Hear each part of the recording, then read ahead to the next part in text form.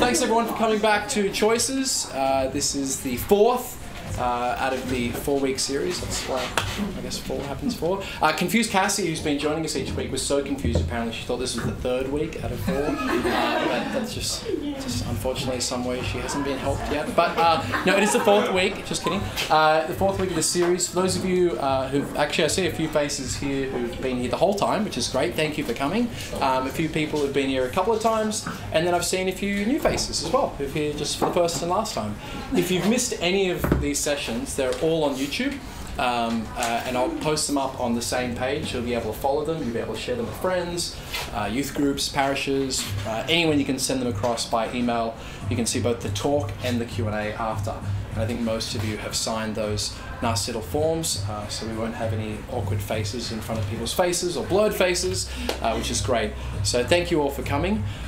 If you don't know the format, basically little confused Cassie will read out her 4th and last letter to the Senior Deputy Vice Chancellor, Hayden Ramsey, who will then have about 15 minutes or so, a little bit more, to respond to some of the issues that she's been dealing with. As you know, the first week, some of the issues that she was talking about, things which we're all quite familiar with, are the study, subjects, degrees, uni, work, future, money. The second week was then looking at family, relationships, love life, or lack thereof. And the third one was dealing with morality generally, moral dilemmas, addictions, how living a good life can sometimes not feel so good, and then how it can often sometimes make us actually very good, even sometimes when we not feel so good. And this week it culminates, well, I won't take any more away, it culminates in the higher things, in some ways the first things. So I'll pass it over to Cassie now. We'll read her letter, and then Hayden will respond. Ladies and gentlemen, please give a warm round of applause for Cassie.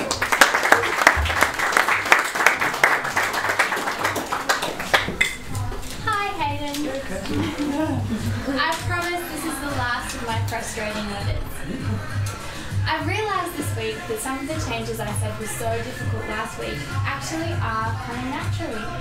Now that I've decided what I want, to some extent, things do seem to be unfolding as they should be. For example, I've been spending more time with the church friends I mentioned in my 2nd letter, and I think it's a really great thing. They're not so weird after all, and they do seem to know how to have fun, which is great. I know, I was shocked too. The great thing is that our conversations are all about how to learn and grow and improve. In fact, these new friendships are kind of an extension of the conversations we've been having here. It's really helped with that crushing feeling of being alone on this journey. At least now I'm surrounded by others who are going through or thinking through the same things. My church friends have also got me thinking more about God. They've even been encouraging me to pray, which I'm not very good at and I don't really know how to do properly, but I'd like to do a whole lot more. I mean, you have to admit, it's a little bit weird, you know. Hey God, what are you up to? How is your day today, God? No answer? Alrighty, well I'll just tell you about my day then, even though you already know exactly how my day was. Okay, we might do some work. All I know is that I want to do what God wants me to do with my life. I've never been so sure about anything. I want what God wants for me. When I first made this decision, which feels really good by the way, I mentioned it to one of my church friends and she used the word vocation. I understood it as God's calling and purpose for your life, what He's laid out for each and every person if they are receptive to it. It's a pretty amazing idea that God has already planned all the intricate details of my life and planned them to fit me the best way anything ever could. It's exciting and it's inspiring, but it's also daunting and scary. I mean, what if I never figure it out? What if I spend my whole life trying to figure out my vocation but never actually find it? I don't want to fail God. So how do I figure it out? Will it just happen without me realising, or do I actively have to go looking for the path God has set out for me? If God's will is for me to be happy and holy, and if that means doing my vocation, then I imagine I'll only be happy once I've found and am living my vocation. So lots riding on it. I'm also unsure about how my interests, plans, desires, goals, dreams relate to His plans, and I'm scared that I might make the wrong choices. I mean, did He put my interests and desires there, or did I? And what if I do something I believe is God's will, and then don't enjoy it or want to change my mind, does that mean I misread my vocation? I mean, if he already knows everything, then why can't he just tell me? It would make things a whole lot easier. Hayden, out of all of them, I don't want to stuff this one up. Any advice? Oh wow, Cassie, you got all religious on me. I didn't think it was going to end up this way, to be honest. So let's review it. We went through work, we went through study, we went through what you should do with your life. Then we went on to the people with whom you should do it. As Pat said, we looked at family, we looked at romantic relationships, friendships. Then last week we looked at the areas of life in which we all know you can feel tempted to do what you know, or you may not know, but others tell you is the wrong thing to do, the moral life. And then this week it looks as if through stumbling, hesitating steps, bit by bit, chatting to each other over a month, you've come round to some of those, I don't know, those higher questions, those meaning of life type questions that we started the whole series with. So, look, let me just give you a few thoughts on this. We're here as guests of the Catholic chaplaincy at a Catholic university, so we should have a bit to say on this. And I imagine some of the people here will have a bit to throw in on this too. So, I think the question comes down to this. Are we programmed or are we free? Is everything controlled by what you might call fate, so that everything is fated?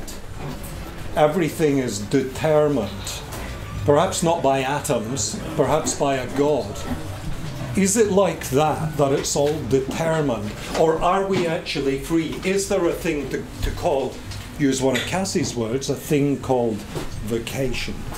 Are we programmed or are we free? Let's take the vocation word. Vocation, not vacation, but vocation, which comes from the old Latin word for basically a voice and a voice box. The idea of vocation is basically a scriptural idea. If you read, and it sounds as if you now believe in it, Cassie, if you read the Bible, you'll see that God is often using the divine voice box to call people.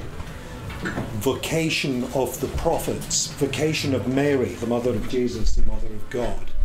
St. Paul, St. Joseph, in different ways called directly by God, as if through a megaphone, or called through angels, or called through dreams, or called through visions. So the basic idea of vocation is scriptural. Now, when I was a lad growing up, when we spoke about a vocation, we generally had in mind priests or nuns or brothers. Do you have a vocation, men? Are you headed for the seminary or the convent? However, there is another tradition over centuries and centuries of the Church, and sort of roundly clarified by the Second Vatican Council about 50 years ago. And that tradition referred to a universal vocation. As the Vatican Council put it, quoting very learned fathers that came before it, there is a universal call to holiness, a universal call to holiness. It's the voice box. God is calling everyone in different ways to holiness. For me personally, vocation, do you have a vocation? The primary sense of that still rings in my ears as you're going to be a priest, you're going to be a nun. But we know in the background, in a different sense of the word vocation, God is giving that call to everybody. Everybody is called to serve him in holiness. Not everybody believes that. I'm pretty sure not everybody in the room believes that. I believe that. It sounds as if Cassie believes that now, and it's part of the notion we're going to explore tonight. How does that call actually work? Something in your letter, Cassie, made me feel a bit alarmed at one point. It was what we might call the heat-seeking missile view of faith and vocation. You spoke about at one point how he has this intricate, detailed plan for me, and I am on mission, like a heat-seeking missile, to actually identify and lock in on this plan, I'm not doing that to his head, on this vocation. And once I've got it and identified it, to act it out. That's the mission. I don't like that one. That to me sounds much more like fate than vocation. That to me sounds much more like I've been programmed, rather than what I've always believed as an old philosophy teacher, that I am free. So I want to think about that a little bit. I don't think it's quite as easy as this. He has a plan for me, and he's hidden it somewhere, like a little nut hidden under a tree somewhere over there in Victoria Park. And the game he's playing with me is I've got to find the nut. And if I don't find the nut, or if I find a different nut, if I get the wrong nut, then I've had it. He's going to be angry, I'm going to be punished, or at the very least I'm not going to be happy. At the very worst, some people might think I've just lost it eternally. I'm damned. I haven't found, identified, locked in on my vocation. For me, that's a myth. I don't believe that one myself. I believe with my whole heart that God has inscribed on my nature and on your nature as individual human beings various live possibilities. And I believe he wants us to discover those possibilities and then to decide as an act of human freedom whether or not we will take those possibilities up. I think for those of you who are Catholics, or maybe even some other Christian confessions here, if you think back through our own history, this idea that vocation is something you just got to get right like that doesn't square with the tradition. Think of Mother Teresa, who went into a convent and went straight out of it and founded another order. Think of St. Dominic, who went into an order, found the vocation. He was a glorious Augustinian, and he went straight out of it and founded another order. It's not as simple as thinking there is one unique pattern here, there's one little nut in Victoria Park, I've got to find it, and once I've found it, I cling to that nut, and that will get me to heaven. As the Second Vatican Council taught, this vocation is evolving as you're evolving. It's growing and your eyes are changing. It's clarifying in front of your eyes. It's linked to the notion, for those of you who are believers here, of conversion. If you read your catechism, it tells you that conversion isn't something that happened when you're 7 or when you're 14 or when you're 21 or whatever it was. Conversion is every day. Conversion means, from the Latin, everything turning. And for a religious believer, conversion is a daily turning towards and ever closer to God. You need to convert every day. Well, there's this conversion thing happening, there's another thing happening, the voice box thing. He's actually calling more day by day. He's calling you day by day into greater intimacy with him, and the role is clarifying. Right? I've got a couple of more things I want to say about this, and then we're going to talk about it through Q&A. The other things I wanted to say, I suppose, are these. People sometimes think about this stuff too much. Hey, Professor, you told us the last 3 weeks we have to think about everything. Yeah, you have to think about everything, but you have to think about things so that you can do something. And once you're doing something, you'll be able to think some more, but this time think better. The point of thinking is doing so that you can think even more and even better.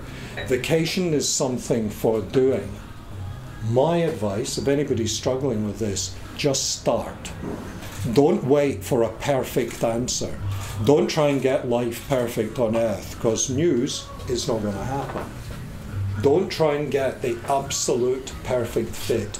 God does not supply life plans. They don't come by email, they don't come by divine facts. Here it is, here's the life plan, here's the blueprint for your life, enact that, you're now on mission, you've been ignited, you're going to be happy.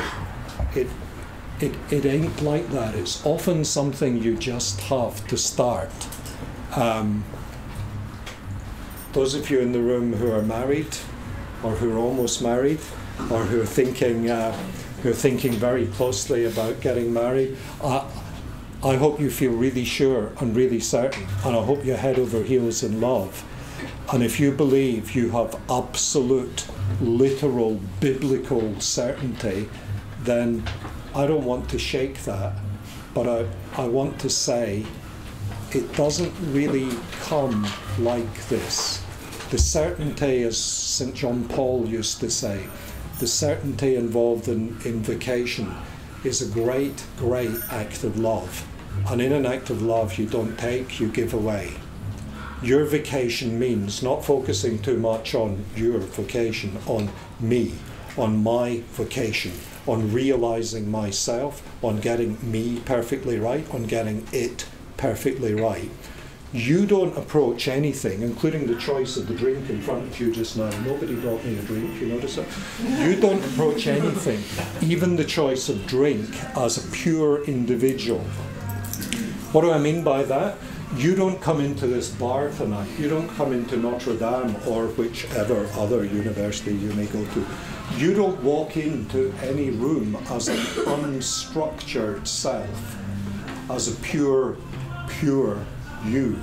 You come into a room already structured by a number of relationships, a number of traditions, a number of obligations, a number of cultures, a number of ethnic groupings, a number of involvements that have made you who you are.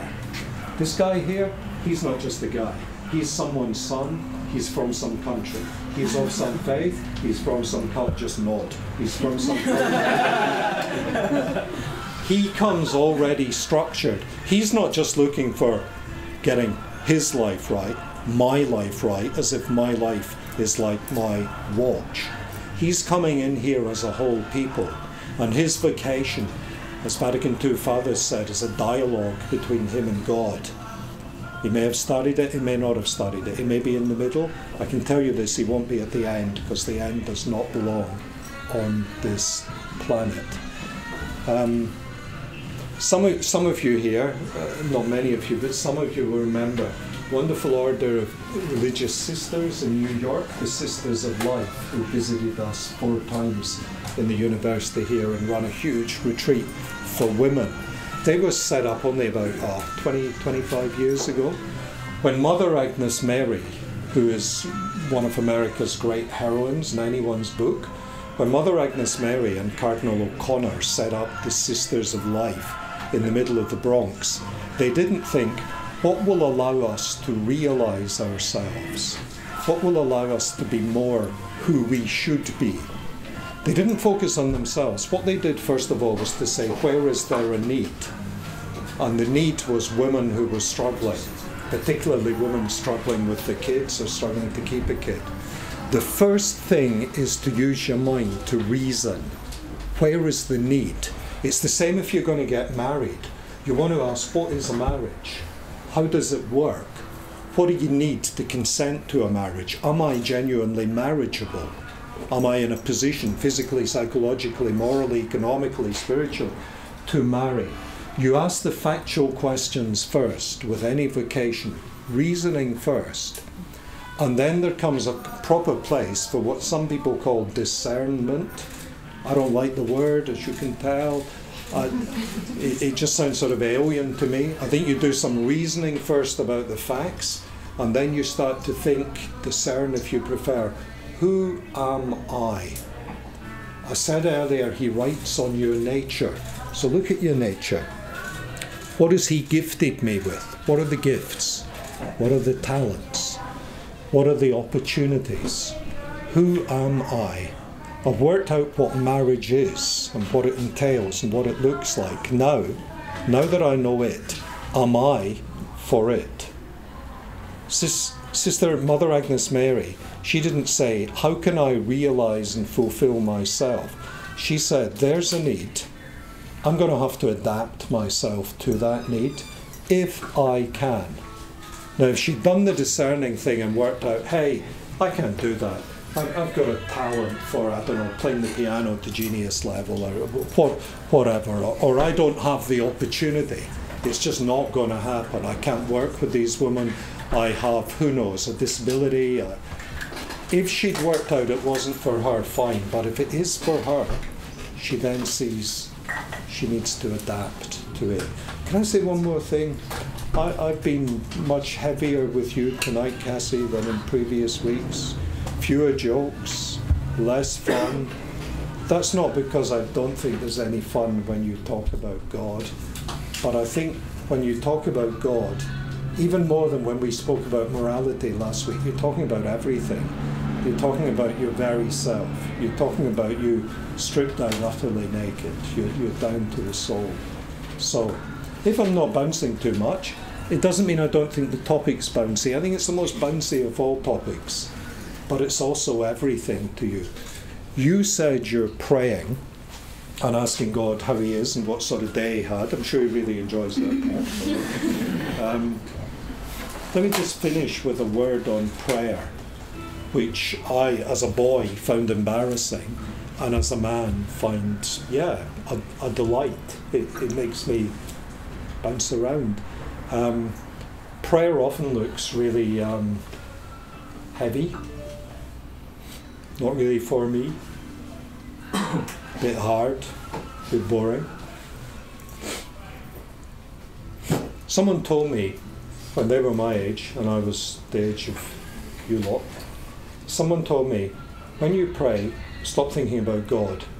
He doesn't need you to think about him. He actually doesn't need anything from you at all. He has no needs. He's God. He's perfect. Think about you. He wants you to think about you. Okay, so start thinking about me.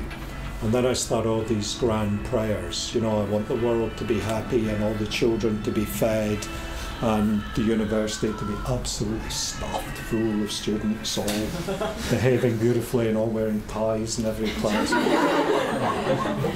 Sorry, Hayden, didn't see you had the tie on today. No problem with that. But this guy who explained prayer to me said, think about you, but don't think about those big questions. What do you actually want? Not what you think you ought to want, but what do you really want? Do you want a car? Well, maybe that's what you should be praying about. Do you want somebody to notice you in the library? Do you want this girl to notice you? If so, that's maybe what you should be praying about. Do you want the weather to pick up really soon? Do you want your mum to take you seriously? Do you want your dad to, get off your back? And think about what you really want. And then you might think about what I really need, because some of my wants might be a bit completely wrong for me. But don't think you have to kneel there piously just thinking about him. He thinks about you all the time. And your little wants, your little desires are often the authentic voice of something happening inside. And you should speak them to him in silence.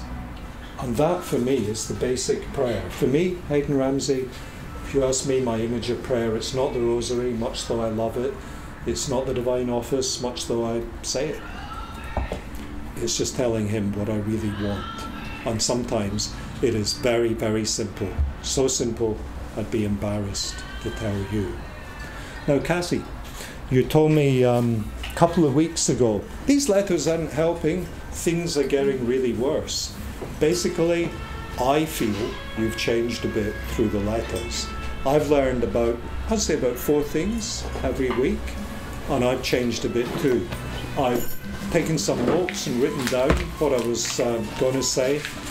I've never needed to use it, because in Cassie's words, there's been enough to think about and talk about. We got about half an hour, and that should be enough time for absolutely everybody in the room to have a quick word. So, any questions to me, or any reflections on Cassie and her situation would be incredibly welcome. Over to you.